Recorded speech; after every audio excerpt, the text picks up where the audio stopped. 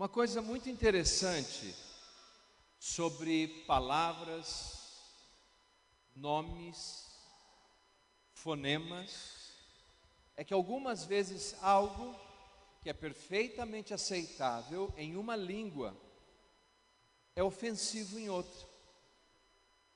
Uma grande amiga me contou que a filha arrumou um namorado inglês. E esse namorado veio da Inglaterra fazer uma visita e conhecer a família. Mas estava muito gripado. E lá na casa o moço não parava de tossir. Como tossia? E tinha uma senhora muito gentil que ajudava ali na casa. E querendo ser prestativa, dizia ao jovem inglês, cada vez que ele tossia, ela dizia: xarope, xarope, xarope. E ele ficou muito ofendido. Porque, embora xarope em português seja o medicamento que a gente toma quando está com tosse, em inglês é o equivalente de shut up, que significa cala a boca. Cala a boca.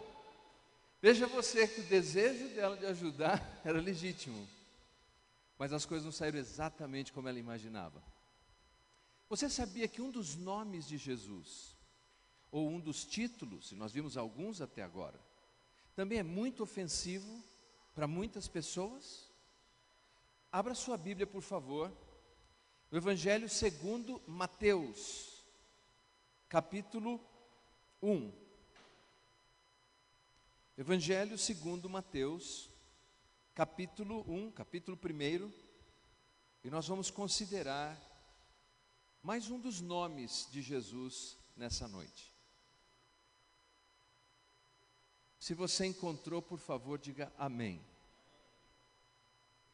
Se não encontrou, xarope.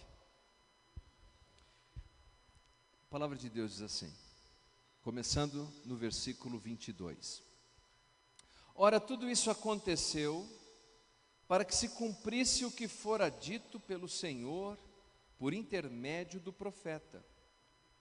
Eis que a virgem conceberá e dará à luz um filho. Ele será chamado pelo nome de Emanuel, que quer dizer Deus conosco. Despertado José do seu sono, fez como lhe ordenara o anjo do Senhor e recebeu a sua mulher. Contudo, não a conheceu, enquanto ela não deu à luz um filho, a quem pôs o nome de Jesus. O autor desse evangelho, Mateus, é um judeu.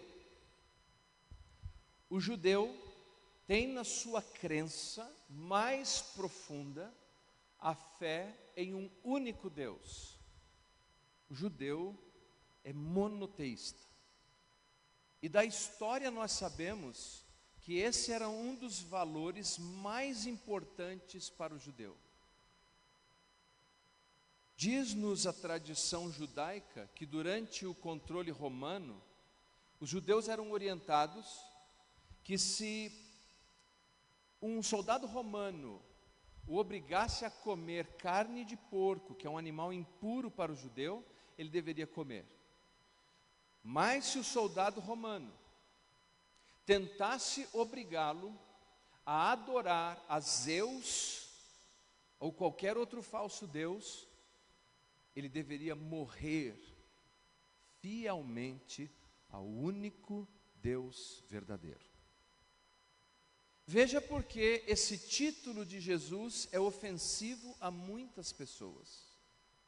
Porque quando Mateus, um judeu monoteísta, diz que aquela criança que estaria na estrebaria, no curral, dentro do coxo de um animal, dentro da manjedoura, se chamaria Emanuel, ou Immanuel, ele está dizendo que Deus, o Deus, não um Deus, não qualquer Deus do panteão romano, mas o único e verdadeiro Deus estaria ali, entre eles.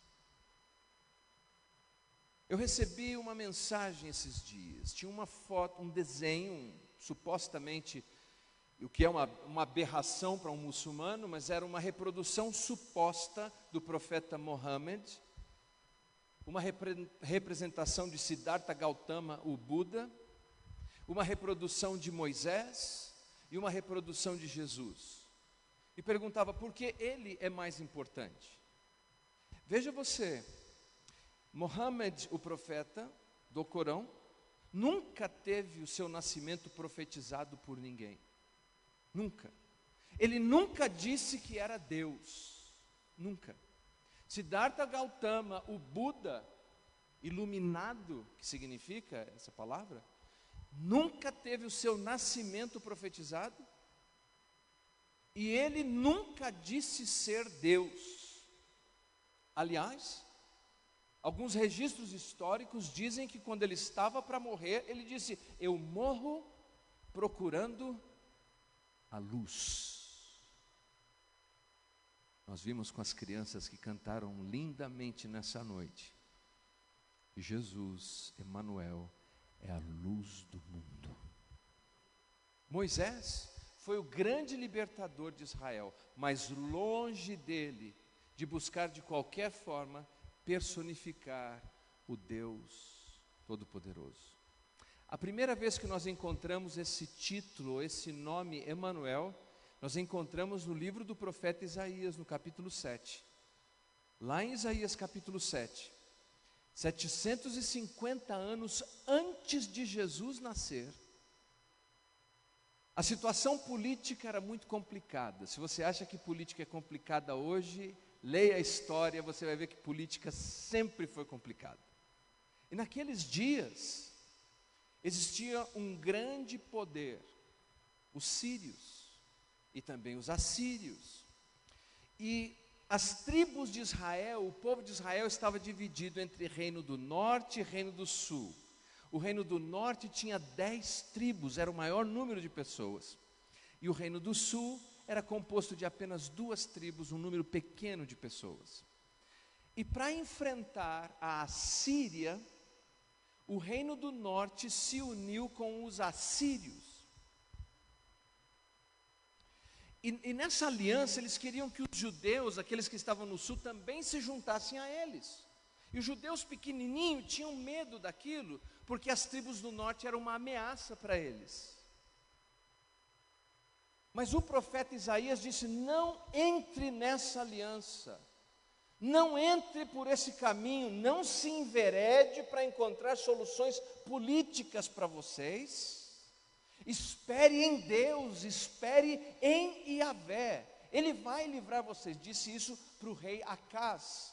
Mas o rei Acaz, no capítulo 7, está cheio de dúvidas. Então o profeta diz assim: pede um sinal para Deus, pede um sinal, Deus vai te dar um sinal e vai mostrar que você não precisa fazer essa aliança. Mas o rei não quer pedir um sinal para Deus. Então o profeta diz: você não quer pedir um sinal para Deus? Deus dará um sinal. Eis que a virgem conceberá e dará à luz um filho, e ele será chamado Emanuel. 750 anos. O que significava isso? Que esse Deus conosco é que livraria o povo judeu. E depois de todos esses anos, depois de 750 anos, o anjo aparece a José e diz: o seu filho que vai nascer, ele será o cumprimento dessa profecia. Ele é Emanuel, Deus conosco. Agora, onde Deus conosco começa quando nós olhamos ele na história? Onde ele nasce? Ele nasce lá na estrebaria, no curral. Pense nisso por um momento. Deus não transformou o curral em palácio ou em berçário. Continuou sendo um curral, continuou sendo um coxo para os animais se alimentarem. A diferença não está...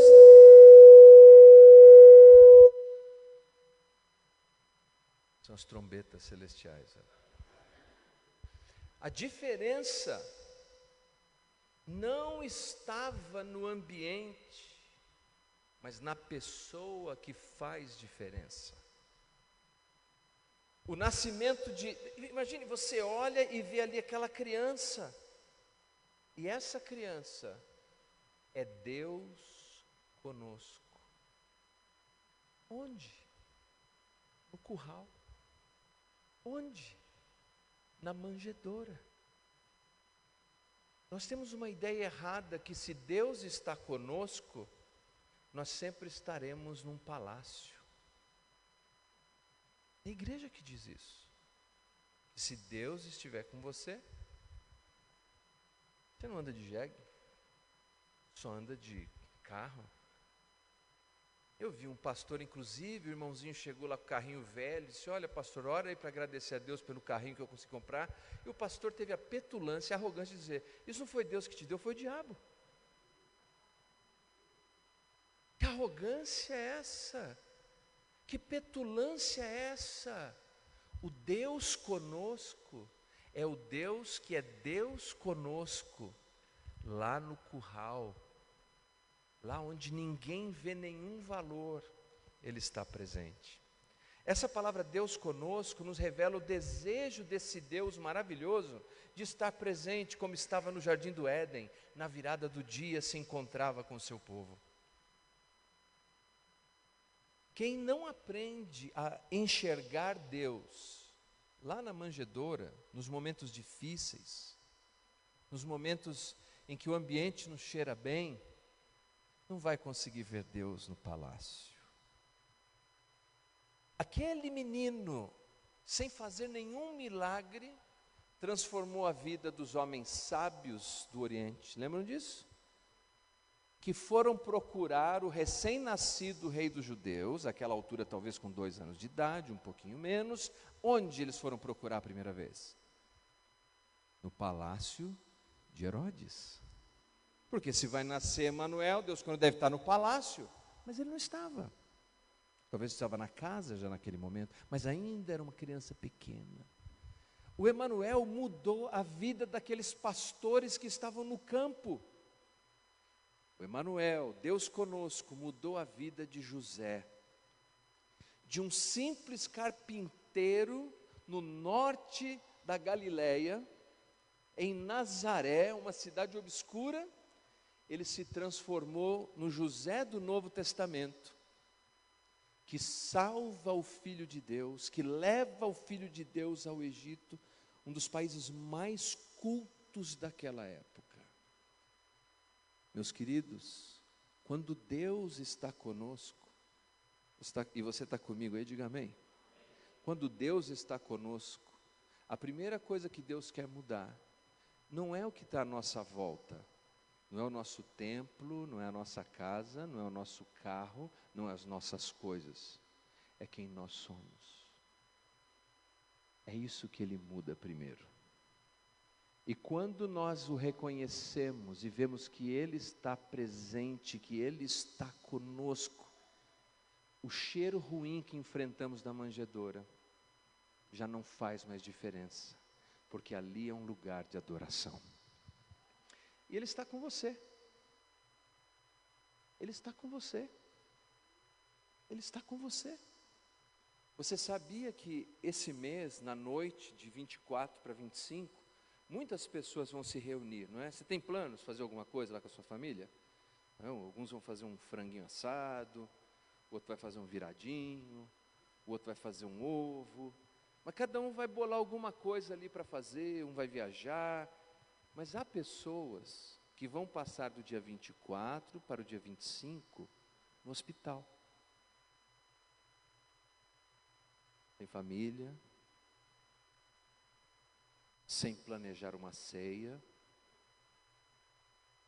mas mesmo assim, se eles creem em Jesus,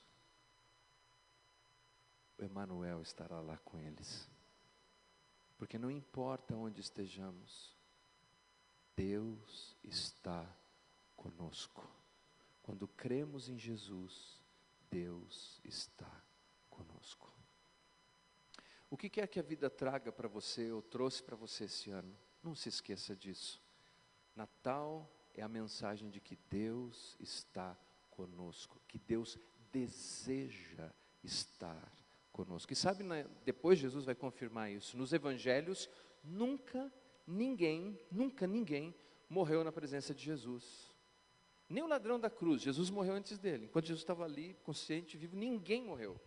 Todo velório que Jesus foi convidado, ele estragou o velório, porque ele ressuscitou morto.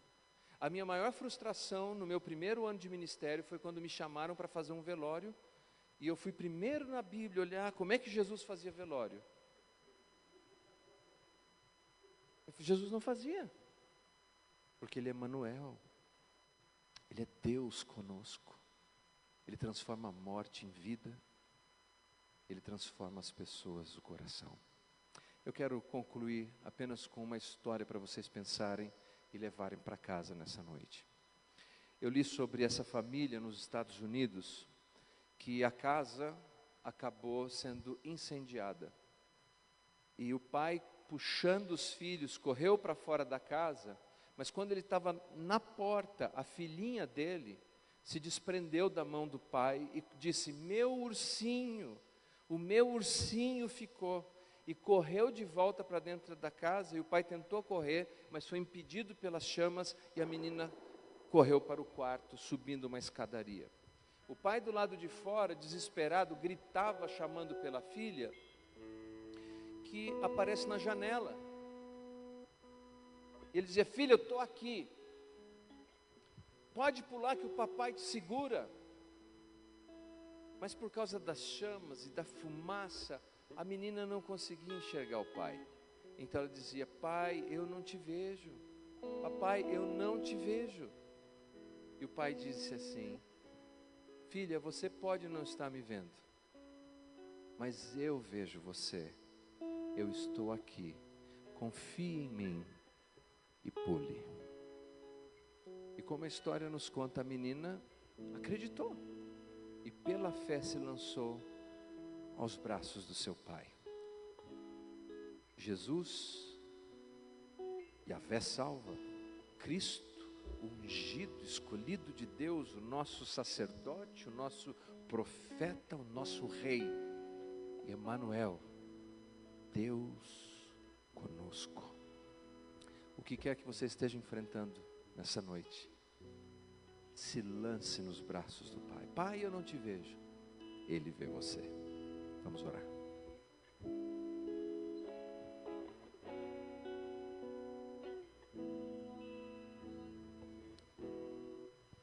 Pai querido, obrigado por essa noite, obrigado pela linda apresentação das nossas crianças do projeto.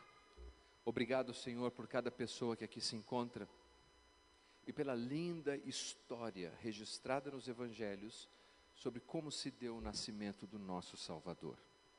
Pai, nessa noite nós meditamos, Senhor, brevemente, em algo que é tão profundo e tão amplo. O fato de que Jesus não é apenas um profeta, um mestre, um professor, um filósofo. Jesus, teu Filho, é Deus conosco. E Pai, nós te agradecemos porque Ele é Deus conosco, independente das circunstâncias que venham ao nosso encontro. Independente do que nós estamos vivendo. Porque seu Filho não veio para mudar circunstâncias. Seu Filho veio para mudar vidas. Muda, Senhor, as nossas vidas. Muda, Senhor, as famílias. Muda, Senhor, os corações. Abençoa-nos, Pai, para vivermos em fidelidade e com profunda gratidão e apreço por tudo que Jesus é em nossas vidas. É no nome dele, do nosso Salvador, que nós oramos e agradecemos. Amém e amém. Você recebe a palavra de Deus nessa noite? Deus te abençoe grandemente. Que você tenha uma ótima semana em nome de Jesus. Uma salva de palmas ao nosso Salvador.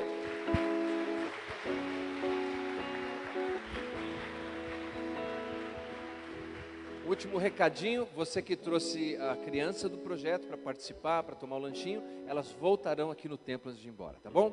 Que o amor de Deus Pai, o Todo-Poderoso, que a graça infinita do Senhor Jesus Cristo, que a consolação e o encorajamento do Espírito Santo de Deus esteja sobre a sua vida, não somente hoje, mas para todo sempre, porque Deus está sempre presente.